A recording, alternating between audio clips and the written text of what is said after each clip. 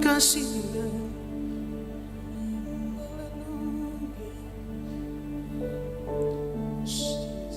Kami menyadari Tuhan bahwa Engkau adalah sumber kehidupan, Engkau sumber kebenaran, dan Engkau adalah Tuhan yang selalu melihat kedalaman hati kami. Bapa, kami datang ke rumah-Mu. Kami mau mendengar kebenaran-kebenaran firman-Mu, dan kami mau bereskan hati kami Tuhan. Kami keluar Tuhan dari tembok gereja ini Bapa.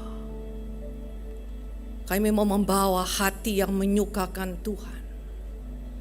Dan itu berdampak kepada kehidupan di luar tembok gereja ini dimanapun kami berada. Karena hati kami adalah hati yang seperti Yesus. Engkau memberkati kami semua Bapa. Roh Kudus memberikan pencerahan kepada jiwa kami, hati kami. Di dalam nama Tuhan Yesus kami berdoa. Amin. Shalom saudara. Selamat tahun baru 2024. Sudah 14 hari ya, kita memasuki tahun yang baru ini ya. Bagaimana kita akan menjalani selama tahun ini saudara? Karena pasti kita akan menghadapi tantangan, kesukaran, masalah. Keadaan dunia tidak semakin baik. Ya. Kebenaran firman Tuhan pada sore hari ini saya berikan judul Disiplin Rohani, Ekspresi dari Iman. Kita buka dalam Daniel pasal 6 itu ayat 10-11. Tidak semua ayat saya baca saudara ya, untuk menghemat waktu.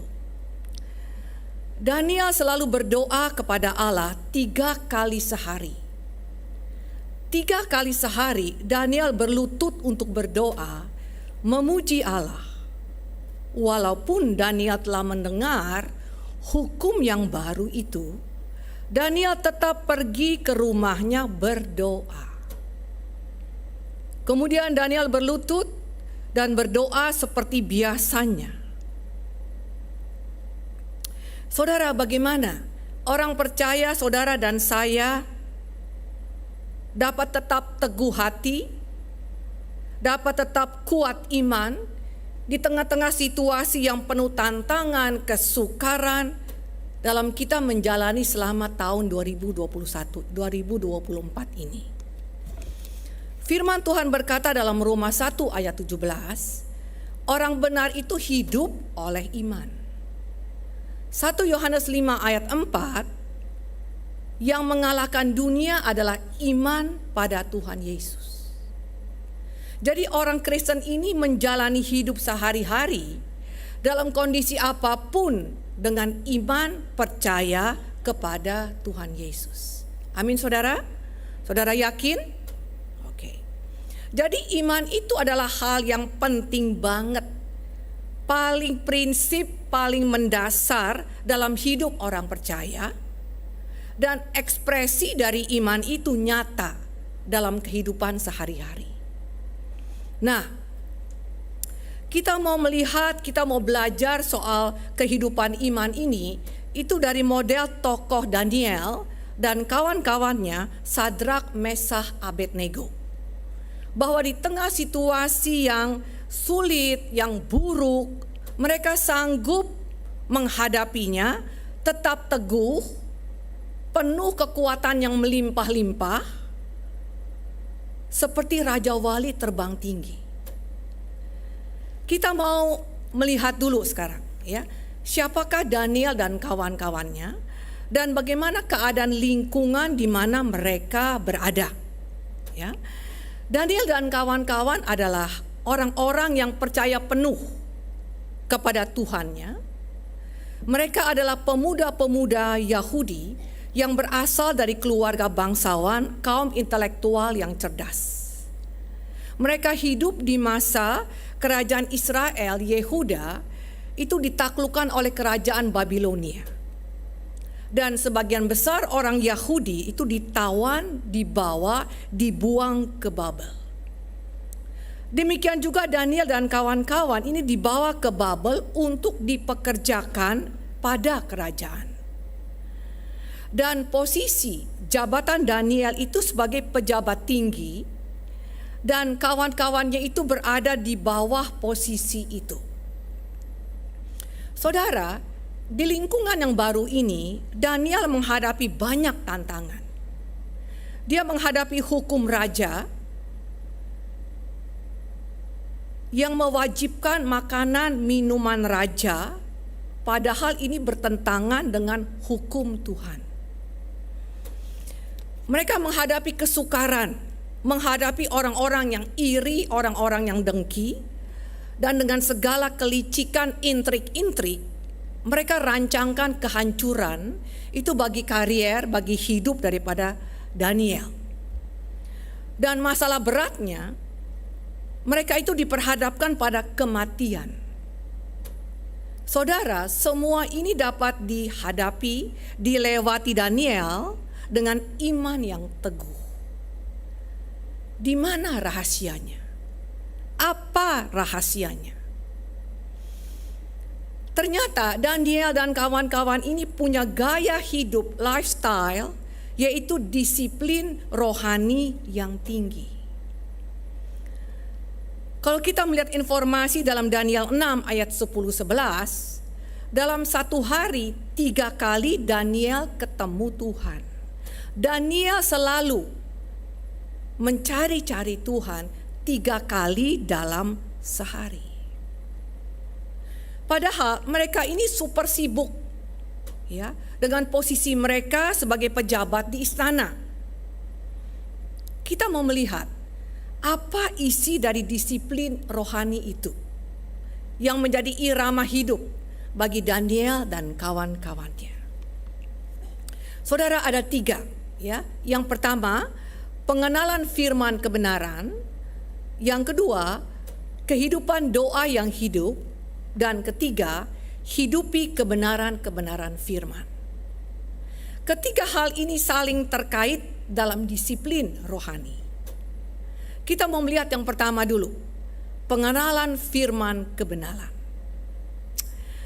Daniel itu sisihkan waktu setiap hari 3 kali hampiri Tuhan.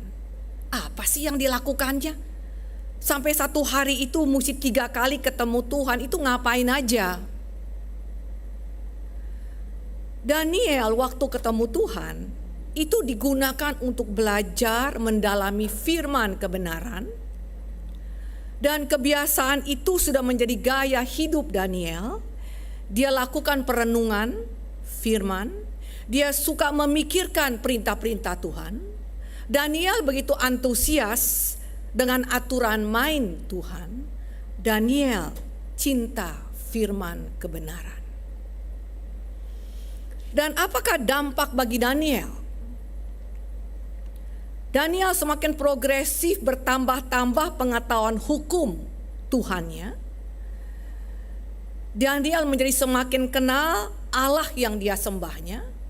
Dan juga Daniel punya paradigma, cara pandang, cara berpikir, berperasaan seperti Tuhannya. Saudara, apa yang dialami oleh Daniel ini dapat berlaku dalam hidup orang Kristen, saudara dan saya juga. Kita dapat melihat dalam perspektif ilahi. Gaya hidup Daniel itu yang suka terus belajar firman, merenungkan, memikirkan. Ini perbuatan iman yang benar. Bagaimanakah dengan kehidupan rohani dari jemaat CWS jam 3:30 sore ini? Sukakah saudara belajar kebenaran firman dengan serius? Anda merenungkan firman, mengingat-ingat firman? Apakah saudara memikirkan kehidupanmu sehari-hari itu dikaitkan dengan kebenaran firman? Mengapa ya? Aku selalu jatuh di dalam dosa yang sama. Kenapa ya? Hatiku ini iri, hatiku ini benci, aku gak suka tuh. sama Mbak Rini tetanggaku. Mengapa ya? Aku ini mudah jatuh dalam seks bebas. Untuk harta, untuk kekayaan, aku itu mudah diperdaya. Aku menjadi hamba uang. Kenapa ya? Gaya hidupku itu lebih besar pasak daripada tiang. Sampai aku tuh suka minjam-minjam. Padahal firman Tuhan bilang, cukupkanlah apa yang ada padamu. Apakah saudara suka memikirkan hari-hari hidupmu yang sudah kau jalani itu dikaitkan dengan perintah Tuhan, dengan kebenaran-kebenaran firman? Saudara, tidak sedikit anak Tuhan itu kalau hukum sekuler itu soal perpajakan, hukum harta gono gini, hukum jual beli properti dan lain-lain. Wow, dipelajari, dikuasai banget deh. Tapi soal hukum Tuhan, ya asal tahu. Soal perintah Tuhan, sekedar aja deh. Betapa hati Tuhan itu sedih loh. Makanya tidak heran begitu masalah datang, modal usaha itu amblas dibawa kabur orang, dia menjadi babak belur, bingung, ketakutan, stres, depresi, sampai ada anak Tuhan itu yang mengalami gangguan jiwa. Ada anak Tuhan juga saudara sampai mereka orang itu bunuh diri. Dia lompat dari kamar lantai 5. Ada yang sampai pindah keyakinan imannya. Kenapa? Tidak sanggup, tidak kuat menghadapi badai, menghadapi masalah. Saudara, Daniel yang hati dan jiwanya ini dicengkram oleh pikiran perasaan Tuhannya. Sikapnya itu ketika dia berhadapan dengan masalah yang besar, sikapnya tenang, teduh. Imannya itu berani menolak undang-undang raja menyembah berhala. Dan mereka itu berani pikul resiko, yaitu kematian. Mereka masuk dalam gua singa, masuk dalam dapur api. Artinya kematian. Keputusan Daniel tetap setia pada kehendak Tuhan. Keputusan Daniel tetap taat pada hukum-hukum Tuhan. Ini ekspresi dari iman. Saudara, iman yang teguh itu akibat dari setiap hari jiwa kita ini mengkonsumsi firman kebenaran. Dan dampaknya kualitas iman yang teguh, iman yang kokoh. Saudara, menjadi orang Kristen, orang yang percaya Tuhan Yesus itu bukan cuma mulut mengaku Tuhan Yesus itu Tuhan, Dia juru selamat. Mulut mengaku, aku percaya Tuhan Yesus, Dia Allah yang penyembuh loh. Tapi juga hari-hari hidup saudara dan saya mau tahu, mau belajar, mau mengerti aturan main Tuhan. Ini adalah wujud dari iman yang hidup. Saudara, belajar firman itu adalah tanggung jawab sebagai orang Kristen. Karena ada perintah Tuhan, renungkan firman-Ku siang dan malam. Bertumbuhlah di dalam pengenalan akan firman. Apa rahasianya? Daniel itu bisa tangguh menghadapi masalah. Dia mengalami intimidasi. Dia mengalami teror-teror, fitnahan-fitnahan dari orang-orang yang iri, orang-orang yang sirik. Apa rahasianya? Yang kedua, punya kehidupan doa yang hidup. Ini juga tanggung jawab dari setiap umat Tuhan, saudara dan saya. Ini wajib hukumnya. informasi dari Alkitab dikatakan bahwa Daniel setiap hari pribadi cari Tuhan, hampiri Tuhan. Satu hari itu 3 kali ketemu Tuhan. Artinya Daniel secara pribadi bangun relasi hubungan dengan Tuhan yang ilahi. Satu hari 3 kali ketemu Tuhan. Saudara, ini relasi yang erat, yang intim banget loh. Kunci untuk memulai sebuah hubungan pribadi dengan Tuhan yaitu doa. Doa yang hidup. Dan perbuatan Daniel ini adalah tindakan iman. Ini disukai oleh Tuhan, Sang Pemilik Kerajaan Sorga. Kita melihat ya, apa sih doa itu? Apa sih doa itu? Doa adalah komunikasi 2 arah. Doa itu komunikasi timbal balik. Bagaimana bentuk komunikasinya? Orang percaya bicara kepada Tuhan, sebaliknya Tuhan juga bicara kepada mereka. Jadi doa itu pribadi, diri sendiri bicara kepada Tuhan, kemudian diam dalam sunyi beberapa waktu, itu bisa 3 menit, 5 menit, 10 menit dan seterusnya. Diam itu untuk beri ruang waktu seluas-luasnya untuk Tuhan bicara. Di sini saudara dan saya kita melatih konsentrasi. Kita melatih namanya telinga roh untuk mendengar suara Tuhan. Benar tidak mudah.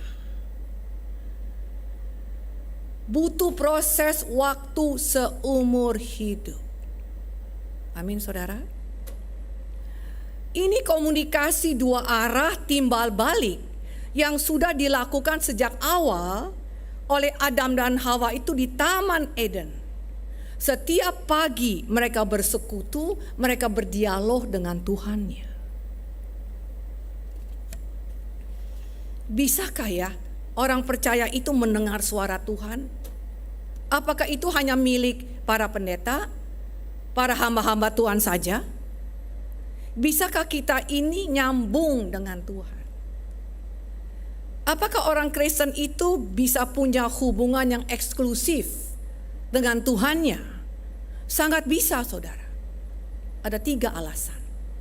Yang pertama, saudara, wujud asli manusia, wujud asli Allah, bentuk asli Allah, bentuk asli manusia, roh adanya.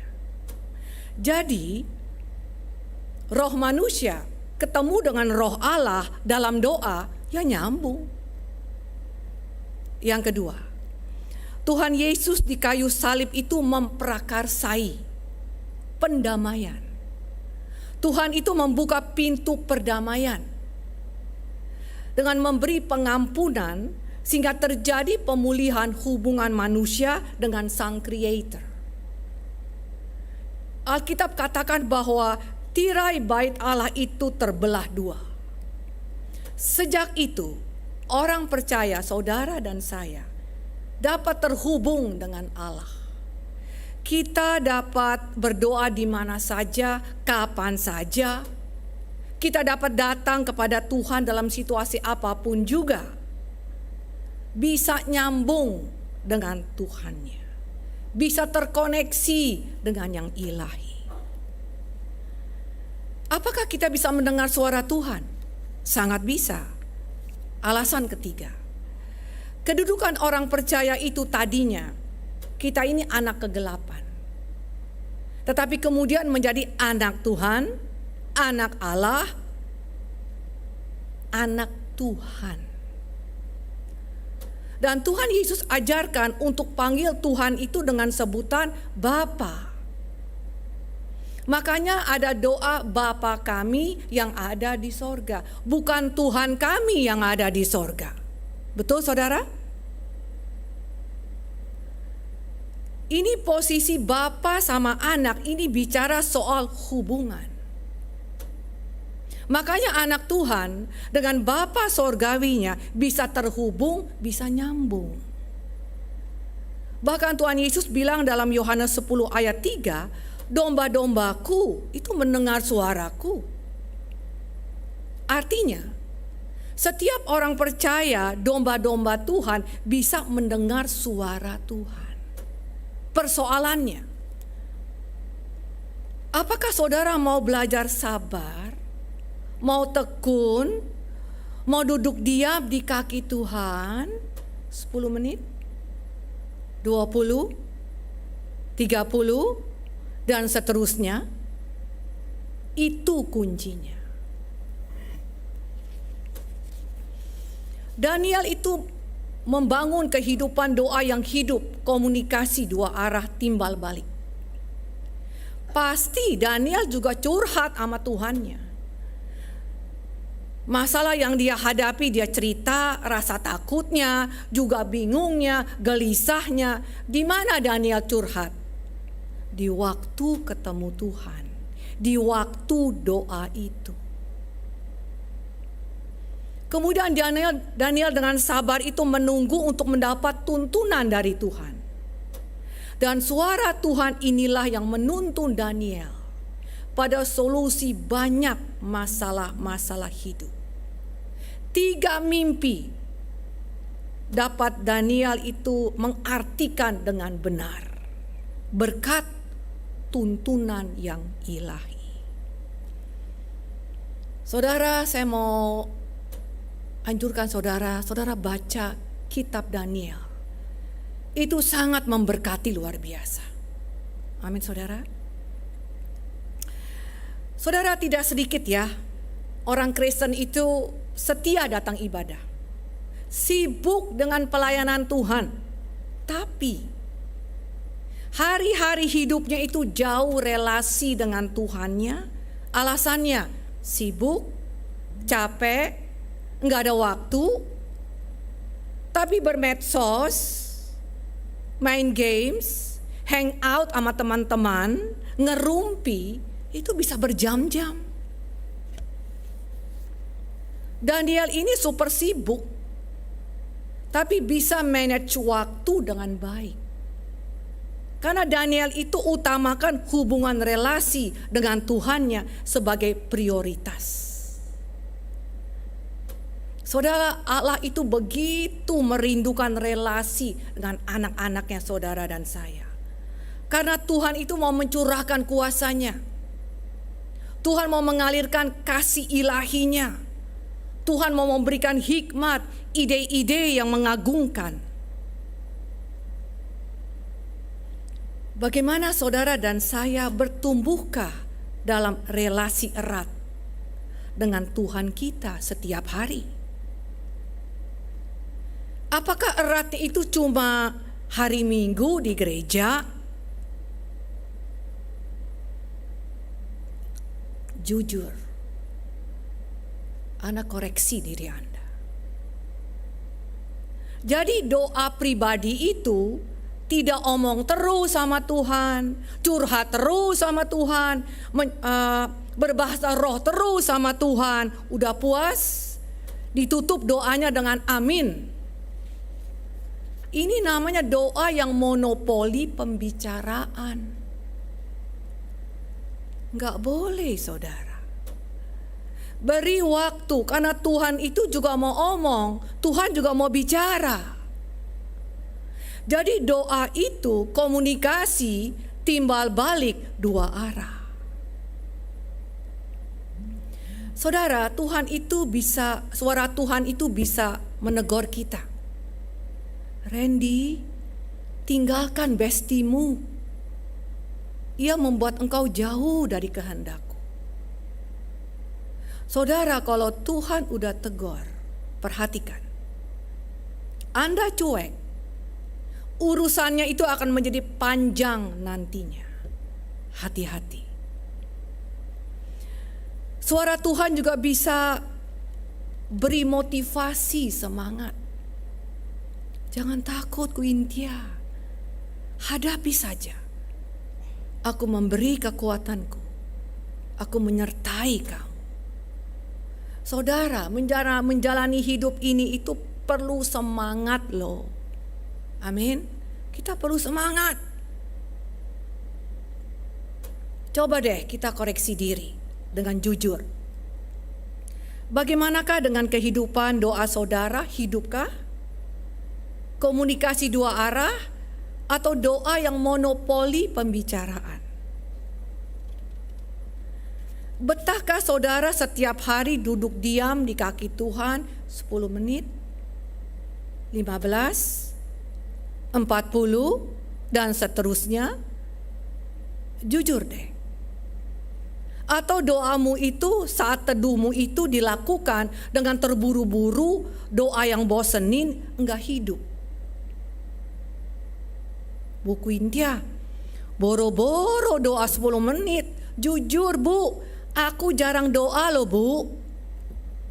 Ayo, di awal tahun 2024 mulai berubah. Karena keadaan dunia tidak semakin baik, tidak menentu. Tantangan itu bisa mungkin Anda buka usaha itu sepi. Itu tantangan. Karena apa? Persaingan ketat. Masalah itu kita menghadapi orang-orang yang sirik, orang-orang yang iri di tempat kerja. Sehingga dia buat hal-hal yang negatif. Dia hoax, dia tebarkan hoax kemana-mana. Ayo, bangunlah doa yang timbal balik. Belajar terus untuk mendengar suara Tuhan. Supaya respon saudara ketika menghadapi tantangan, menghadapi badai, Anda tetap dapat memberikan respon sesuai dengan kehendak Tuhan. Saudara, saya pun terus belajar mengasah untuk semakin peka suara Tuhan. Saya terus belajar. Dan itu seumur hidup loh. Supaya semakin tajam, semakin tajam. Bu Quintia, berapa lama belajarnya? Ya selama kita hidup, belajar terus. Amin saudara. Mendengar suara Tuhan itu penting banget. Ini tuntunan ilahi selain firman kebenaran.